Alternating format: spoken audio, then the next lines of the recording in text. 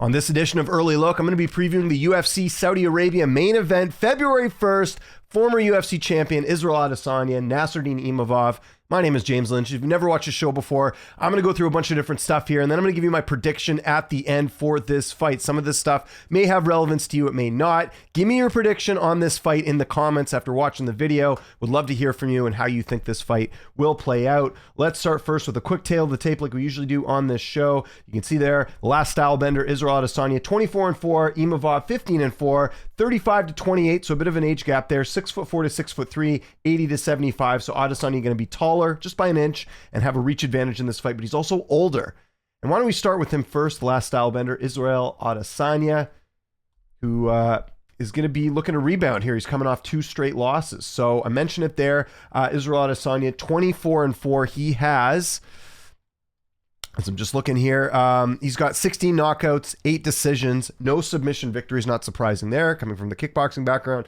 And this is his first non-pay-per-view event since 2018, July of 2018. The last time he fought on a fight night card was the Ultimate Fighter 27 finale when he defeated Brad Tavares. So just goes to show how long it's been that Adesanya has been fighting on pay-per-views for the UFC. Very impressive here. And this is a 5-round fight, obviously, with it being the main event. I mentioned it there. He's 35 years old, 6'4" with an 80-inch reach. So he'll have a 1-inch height and 5-inch reach advantage in this fight. He's a BJJ purple belt. Trains out of City Kickboxing. He's the former Glory middleweight champion, former Glory championship title challenger, I should say. He's the former UFC middleweight champion 2 times. He's had 5 successful title defenses in his first reign.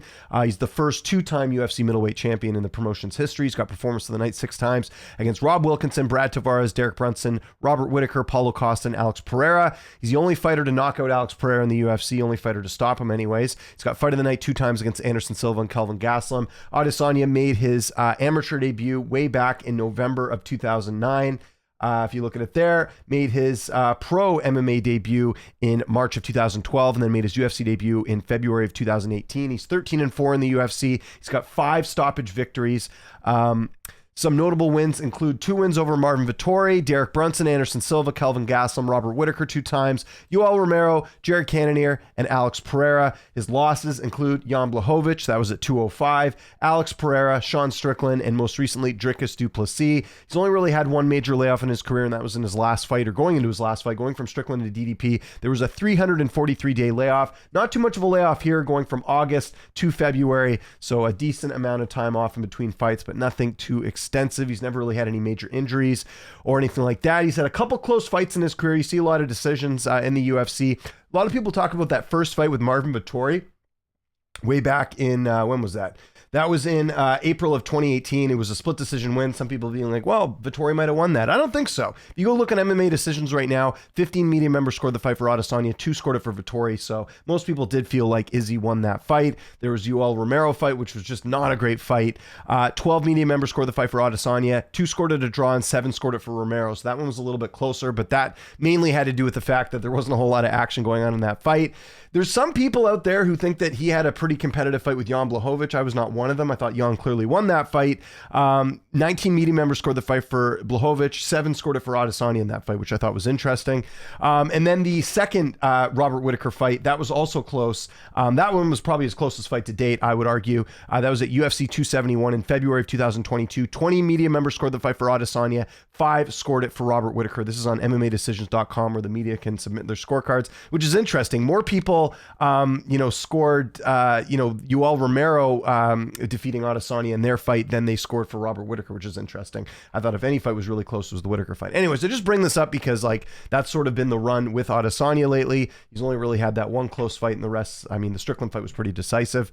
Let's look at Adesanya's. Actually, before we look at Adesanya's stats, I want to go back to the du Plessis fight because I feel like a lot of people just look at the result. Yeah, he got choked out in the 4th round, but Adesanya was having a lot of success in that fight. And again, this isn't the be-all end-all, but I do think it's important to bring up that fight at UFC 305 because if you look at the significant strikes, Adesanya was doing quite well. In fact, in that 3rd round, he outlanded DDP 40-31, 48% significant strikes, 56 in the 2nd round. He was winning on the feet in this fight. Even in the 4th round before him getting finished, he was doing quite well, 45-53. So if you look at it overall, significant strikes, Adesanya actually was ahead on the significant strikes in the matchup. And the total strikes too, 105 compared to 99 for DDP. So again, I bring that up because yes, it's not a good look optically that he lost to both Strickland and DDP. But, that last fight was close, and DDP just ended up getting the takedown and submitting Adesanya. First submission loss for Adesanya in his MMA career. So I thought that's worth mentioning, and that affected his stats. Obviously, if you look at Adesanya's stats here, significant strikes landed per minute, 4.0. Striking accuracy is at 48%. Striking defense is at 56%. Takedown average is 0.05. Doesn't go for many takedowns. His takedown accuracy is only 12%. His takedown defense is at 75%. That certainly went lower after DDP was able to take him down a few times. So that's pretty much everything you need to know about Israel Adesanya, the former champion. Again, the age is a little bit of a concern there at 35, but he's going to be fighting a guy who's much younger than him in this spot. And what an opportunity here for Nassourdine Imavov. Really, really good fight for him. So let's dig into his stats right now. The Russian sniper. You can see there, 15-4 record. He's got 6 knockouts, 4 submissions, and 5 decisions. He's 28 years old. He's 6'3" with a 75-inch reach. So he's 7 years younger than Adesanya. So that is a bit of an age gap there. He's currently ranked number 5. You know what's weird? He was ranked number 5, I guess because of Chimaev, I'm guessing. But he was ranked number 4 when he fought Brendan Allen. He beats Brendan Allen, and now he's number 5. But I'm guessing that's because of Chimaev. He currently trains with coach Nicholas Ott. Although Imavov, if you look on his Instagram, he's actually been training at Killcliff as well. So curious to see how that pays off. There's a lot of good bodies at Killcliff. So interesting he's actually training there for a fight that's going to be taking place in Saudi Arabia. But he did spend some time at Killcliff for this fight. Didn't have an amateur debut, went straight to the pros in February of 2016. If you look at his record here, fight he ended up losing by guillotine choke. Then he makes his UFC debut in October of 2020 with the win over Jordan Williams. Remember him on Contender Series, Jordan Williams? He is 6-2 in the UFC with a no contest. He's got 3 stoppage victories. Some notable wins for Imavov include Edmund Shabazian, Joaquin Buckley, Roman Dolidze, Jared Cannonier, and most recently Brendan Allen. He's got one weird loss, which I still think is weird, the Phil Haas loss. That was just an odd fight. I think if they had fought again at some point, I'm pretty sure Imavov would have won, but that's one that sticks out, but we've certainly seen a much different fighter since that fight. And the Sean Strickland fight, a little bit of context, which I think is important mentioning here.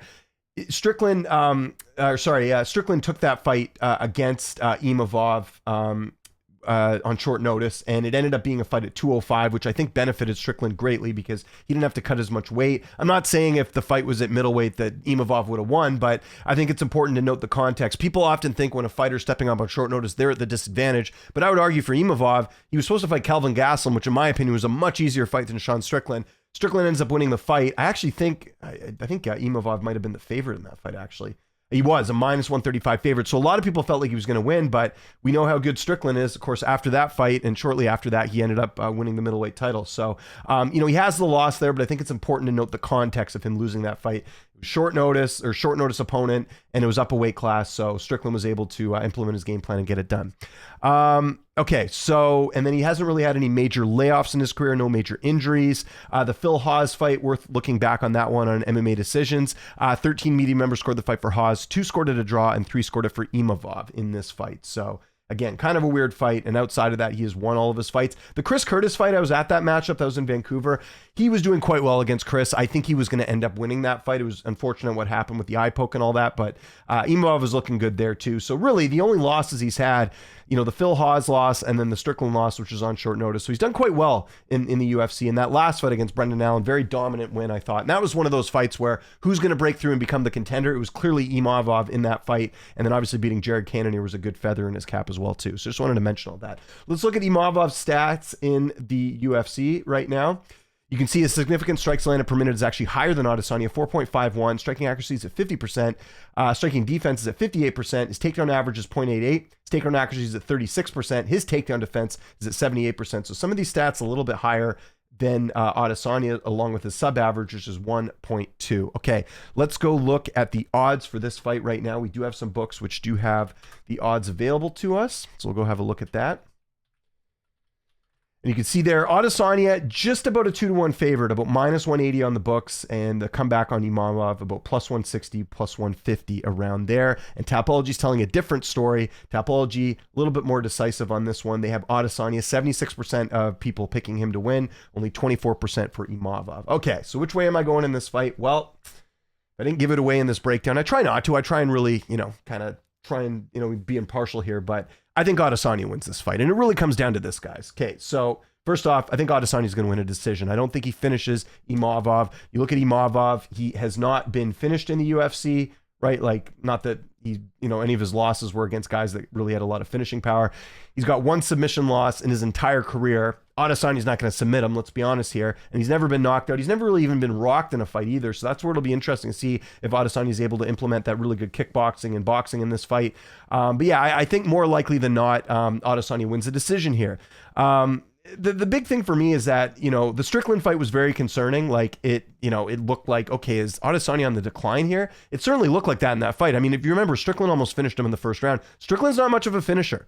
And the fact that he had him in trouble in that first round was a bit concerning. But in the fight after, he fights a guy that's got a lot of finishing power in Dricus Du Plessis. Du Plessis was able to finish him later in the fight, but it was by submission. It wasn't a knockout. So I think it's fair to say that in the Adesanya fight with Strickland, there was a bit of an off night there. That's not to take anything away from Sean. He had a perfect game plan, but I think we saw Adesanya compete a lot better against Du Plessis than against Sean Strickland. So again, I think he just had a bad night then. I think the DDP fight, even though he lost, I thought he looked great. There was a good fight when he was standing. When the fight was standing, Adesanya was getting the better of DDP on the feet, and like I just showed you with the stats there, it sort of backed it up. So I'm kind of the belief that yes, Adesanya is a bit older, but he's still at the top of his game. Now with Imavov, he's certainly on the come up and is making some great improvements here. I would argue that Adesanya has fought better opposition. Brendan Allen, nothing against him, but I think that Imavov is, that's probably one of his best wins. The other best win for him would be Cannonier, and he's a lot older than when Adesanya fought him, not a lot, but a couple years older. He's fighting mostly guys that are older, or in the case of Brendan Allen, a fighter that I don't really think is a contender in the weight class. So while Imavov has won these fights, he's not fought guys of Adesanya's caliber, in my opinion. So there's that too. Adesanya has just one win by KO TKO in his last 8 fights. That was the Pereira knockout. He mostly goes to decision. Earlier in his career, Adesanya was finishing a lot of his opponents, but as the competition ramped up, he's fighting guys that are just tough to take out, like Yoel Romero, like Strickland, like you name it. Even Marvin Vettori has not been finished by anyone in the UFC. So, Adesanya is not, he can finish, but I think more likely than not, he gets a decision here, 5 rounds, as opposed to knocking him out there as well. If you look at Adesanya's stats as well, the second highest way he wins is by decision. It's only at 33%, but it's happened lately. If you look at it there, Strickland, decision. And that was a fight he lost. Cannonier, decision. Whitaker, decision. Vettori, decision. Right? Romero, decision. Yes, he finished Paulo Costa, but I just think that with Adesanya, it's probably more about not point fighting, but picking his shots and kind of, moving on from there. And I think the fight will stay standing. Like, here's the other thing too. If Imavov was maybe like a ground specialist, and he certainly does have a lot of wins by submission, 4 wins by submission in his career, 27%, he has not got a single submission win in the UFC. You have to go all the way back to 2019, the last time he had a submission win. That could be the one weakness of Adesanya is, getting taken down and getting submitted. I don't think Imavov is going to do that in this fight. I think it's going to end up staying standing. I think Adesanya is the better striker. And with that said, Imavov has never been finished in 20 career fights. And like I said, he himself has not had a submission win. So I don't think the ground game will be much of a threat to Adesanya. And on the flip side, I don't think Adesanya is going to finish him because he's fighting a pretty durable guy for the most part in Imavov. So yeah, I think Adesanya decision. I don't think that's a crazy take. I think that's probably the way most people are going on this fight. But I just think that Adesanya is still at the top of his game. I think, like I said, the one blemish against Strickland, and then even the Pereira fight, if you want to go back even a couple fights before that, like, he was looking fine. Like, I don't think, yeah, he ended up getting finished in the 5th round, but like, it was fine. It was competitive. He's, and again, Pereira is so dangerous. Like, how many fights have Pereiras have ended in the first 2 rounds? A lot, right? The fact that Adesanya went 5 rounds, then got finished, and then finished him in the second fight, I think is very impressive. So I'm not of the belief that Adesanya is past his prime. I will understand people picking Imavov here just because of the age and all that stuff, but I just think that we know that Adesanya is a proven contender, and in the last fight, I thought, despite him losing, that he still looked at a high level. With Imavov, I don't know if he's there yet. Maybe he is. Maybe this is the fight where I'm wrong, and he really surprises all of us, but I think Adesanya takes this, and I think this is his first non-title fight in forever, right? When was the last time he didn't fight for the title? That's another thing to kind of consider here, right? I think it was the Tavares fight, right? The last time he has not fought for a title. It's crazy to think how long that's been, right? So 2018, when was the Tavares fight? That was way back in 2018. So he's been nothing but title fights. And I think, fighting Imavov, yes, it's still 5 rounds, but a much different opponent than who he's fought before. So again, Adesanya decision is going to be my pick. So I want to know what you guys think in the comment section below. What is your prediction for this fight? Is there anyone out there that's picking Imavov?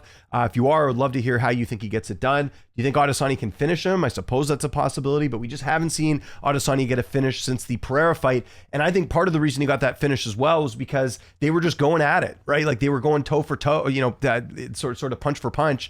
And if you remember, just before Adesanya finished Pereira, he himself was in danger too. So he almost had to fight that way. I think in this case, he's got to get a win here. He's coming off 2 losses. A third loss here for Adesanya would be brutal for his career. I mean, certainly would kill any chance of him getting a title shot again. So he's really got to win here. I think Adesanya plays it a bit more safe, picks his shots, wins a decision, and gets it done like he has in so many other fights. So that's where I'm going. Follow me on Twitter, TikTok, Instagram, @Lynch on Sports. My name is James Lynch. Thanks so much for watching, and I'll see you next time.